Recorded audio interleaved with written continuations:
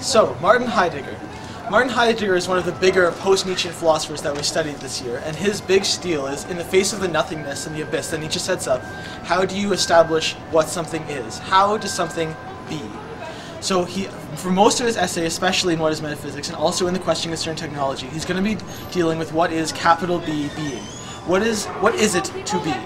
So even though the essay is called What is Metaphysics, he actually decides to lay that question by the wayside and deal with other questions first. Since it's such a huge topic, you can't directly dive into it. So first he begins to establish what science does. For him, he claims that science states that it deals with what is and nothing else.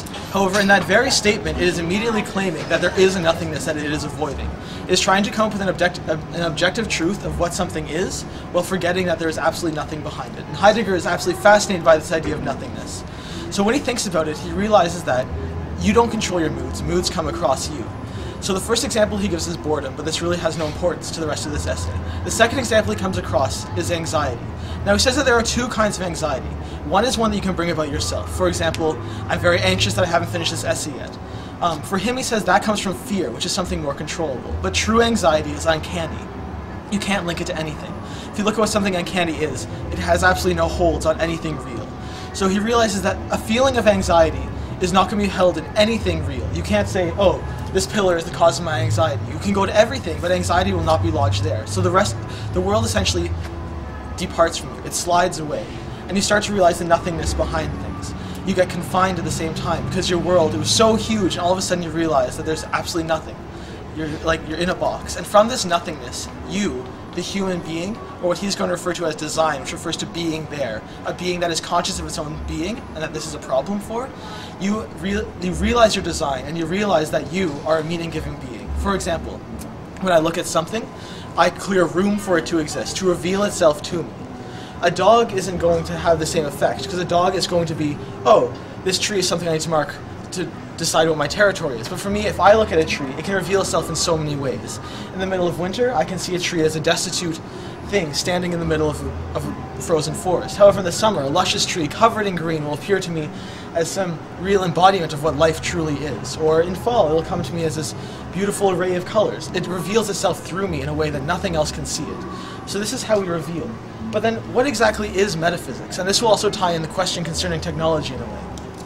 Metaphysics is the act of revealing. So in his first essay, he insists that metaphysics cannot be taken away from humanity, since it is within our nature, within our design, to reveal things.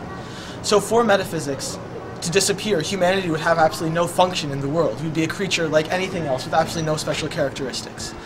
So he's very set on this at the end of this essay, which was in his earlier career. But by the time he reaches his later career and the question concerning technology, he realizes that what allows us to reveal is not always linked within us. So he's worried about technology, because for him technology only reveals something in one way. It reveals a standing reserve. So if I look at a car is absolutely nothing except something that will wait for me to get in it and drive away. It is only revealed in one way. Take for another example, trees. This is a really good example that he uses throughout the entire essay.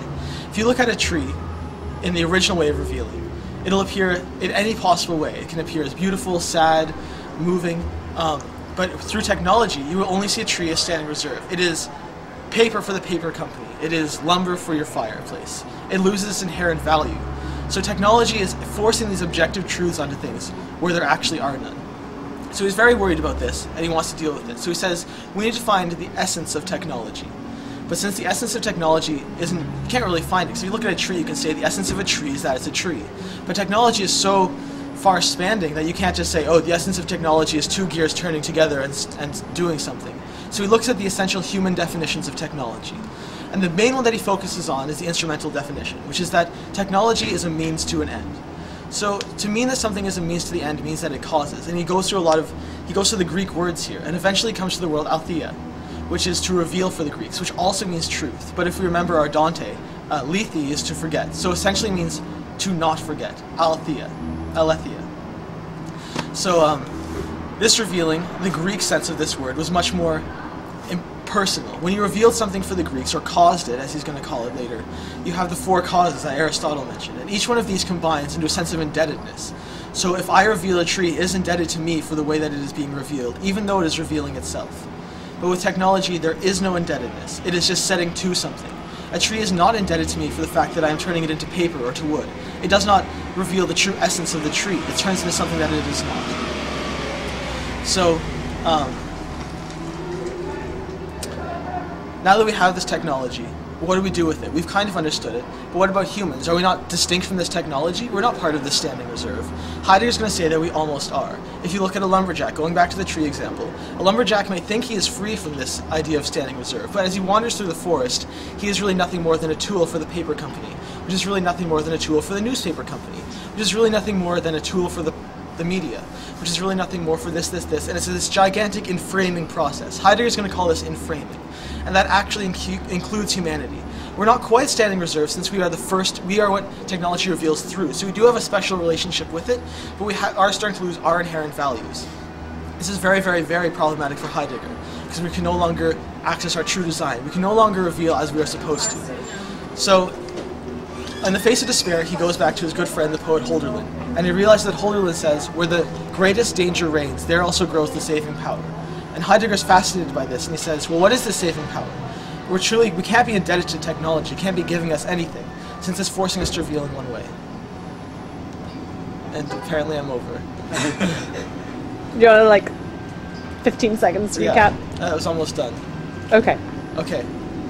So, how are we indebted to technology? Technology allows us to reveal, and even though it's forcing us to reveal in one way, if we understand this and embrace this idea of ourselves revealing, we can channel that through other means, through the Greek technique, through art, through poetry, through philosophy. It does not have to be through technology, which is derived from this, but it's a sort of a mutilation of.